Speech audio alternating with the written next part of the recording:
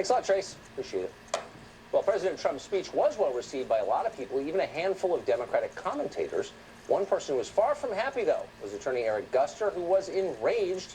He tweeted during the speech, "Did Hitler draft part of this speech?" He also tweeted that you are the civil rights issue of our time. POTUS. Strong words. Eric Guster joins us tonight from Birmingham. So, Eric, I've known you a long time. I think you're a pretty reasonable guy, smart guy, lawyer. Yeah, I see what's happening to you as something that's very similar to what's happening to a lot of Democrats I know in Washington. You dislike Trump so much, his personal affect is so offensive to you, that you can't hear clearly what he says. You're possessed, and it's affecting your judgment. That is the most ridiculous thing I've heard within the last 24 hours, besides some of the lines in Trump's speech. I do not totally dislike Donald Trump. What I'm disliking is his message and the things that he says about people and the hatred that he's incited in people, and him not speaking out against the racial hatred that is done in his name, the attacks on Muslims, the attacks on blacks, the attacks on Jewish cemeteries that he's touched on a little bit in the last few days, but not forcefully enough. So those are things I'm totally against. So I don't even plan to address directly your tweet comparing him to Hitler, because I think it's embarrassing to you. But I want to get to what you just said. No, you read it. You read it. I know, but I'm embarrassed to bring it directly to you because I think you're above that, and I think it diminishes you. But let me ask you about what you just said. You said Trump's speech last night contained racial hatred. I watched the whole thing. I don't think anyone could agree with all of it, but where was the race hatred in it? Trump has had a message of racial hate throughout this campaign, throughout his presidency that's only, a few weeks old. But what Trump has done is he has created this racial divide between Mexicans and Americans, between immigrants and Americans. So what he's done is created this divide, and that's what I mean in reference to the Hitler comment, in that Hitler used immigration and racism as their base, and that is what Trump has done. For example, I'm in Alabama. So stupid. I don't even know what let me finish. Let me finish. Okay, please finish quickly. Let me finish. And get to a smart point. For example, he was in Alabama, and there were rebel flags and people who were saying racial things to protesters, and that was something that incited his base. And those are things I'm speaking of in reference to Hitler, not saying he is Hitler, but he's Hitler-esque. Absolutely. Okay. So he was in Alabama, and there were Confederate flags around. Therefore, he's worthy of being compared to Hitler. Look, so let's just stay. We're talking about the racial undertone that he has never addressed. Last night. No. That is a topic.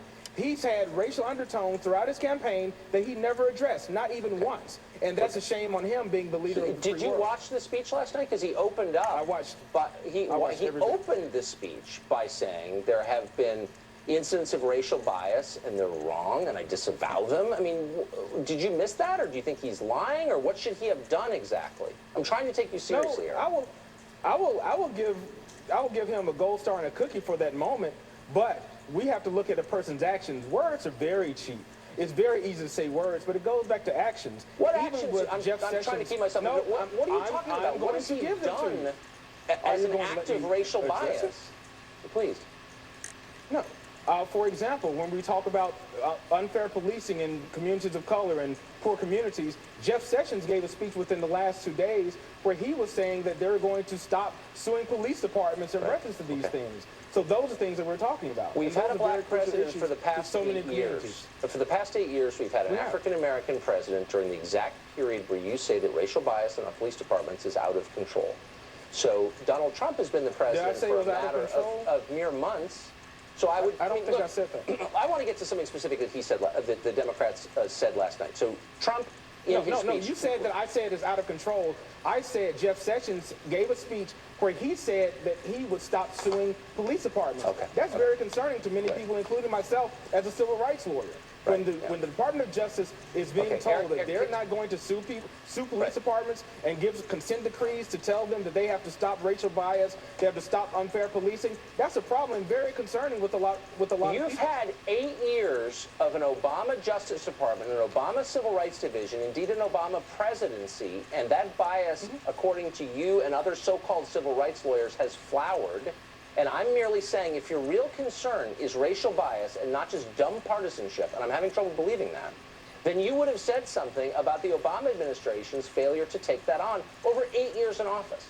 But let me get back to last night in a concrete example. No. Like I'm not going to let that. I'm not going to let that come and hang. Okay. No, the Department of Justice under Obama took on several issues of racial bias. The Department of Justice was extremely active in weeding out police so departments that are in Baltimore unfair and to in different Ferguson, communities. where you clearly saw racial bias at work, I talked to you at the time. I don't remember you holding the president accountable for that. But again, this is one of those cul-de-sacs that's not worth exploring. Let me ask you a very discreet question about last night. So Trump gets up there and says, there are victims of crime by immigrants.